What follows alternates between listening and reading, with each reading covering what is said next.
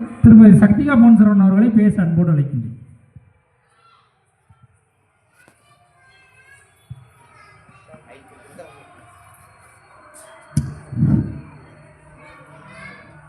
அனைவருக்கும் வணக்கம்.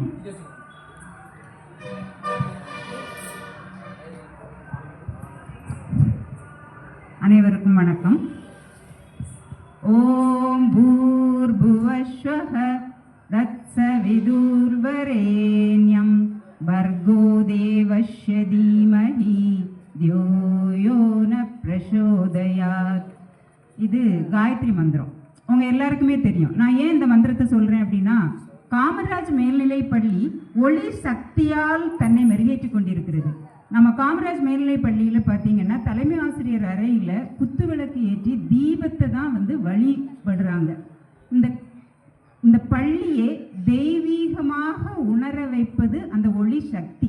அதற்கு என் முதற்கண் வணக்கம். இந்த காமராஜ் மேல்நிலைப் பள்ளியின் தலைமை ஆசிரியர் மற்றும் பிற ஆசிரியர்கள், இந்த மாணவ செல்வங்கள் அனைவருக்கும் மற்றும் இந்த ஊர் பொதுமக்களுக்கும் என்னுடைய வணக்கம். இப்போது அறிவியல் கண்டுபிடிப்பு சந்தோஷமா சங்கடமா, இதுதான் நம்ம தலைப்பு. அறிவியல் கண்டுபிடிப்பு அப்படின்னா உங்களுக்கு முத தோணக்கூடியதே என்ன வரும்? மொபைல். கையில் நீங்கள் ஃபஸ்ட்டு திங்க் பண்ணுறது மொபைல். ஆனால் ஒரு அறிவியல் கண்டுபிடிப்பு, இப்போ சார் சொன்னாங்கல்ல, வேட்டை விலங்கிலிருந்து பிறந்தவன் தான் மனிதன். இந்த மனிதனையும் விலங்கையும் எது வித்தியாசப்படுத்துது அப்படின்னா அறிவியல் கண்டுபிடிப்பு தான். நம்ம எல்லாருக்குமே தெரியும், தாமஸ் ஆல்வா எடிசன் முத கண்டுபிடித்தது இதுதான், ஒளி சக்தி. ஒளியே இல்லை, இரவு கண்டு பயந்த மனுஷன் தான், குகையில் போய் அடங்கிக்கிட்டு இருந்தான்.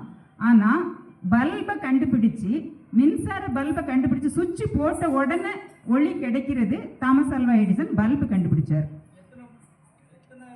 அப்புறம் அதை கண்டுபிடிச்சார் தெரியுமா?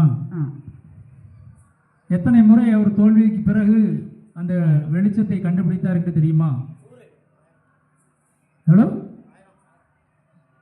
1000வது முறை தான் அவர் என்ன செஞ்சாரு? அந்த டங்ஸ்டன் இலையை கண்டுபிடிச்சார். 1000 முறை கண்டுபிடிச்சார் சொல்றாங்க. ஆனா அந்த டங்ஸ்டன் ஃபிலமென்ட் கண்டுபிடிச்சது யாருன்னா வில்லியம் கூலிட்ஜ் அப்படிங்கிறவர் தான் டங்ஸ்டன் ஃபிலமென்ட் கண்டுபிடிச்சார்.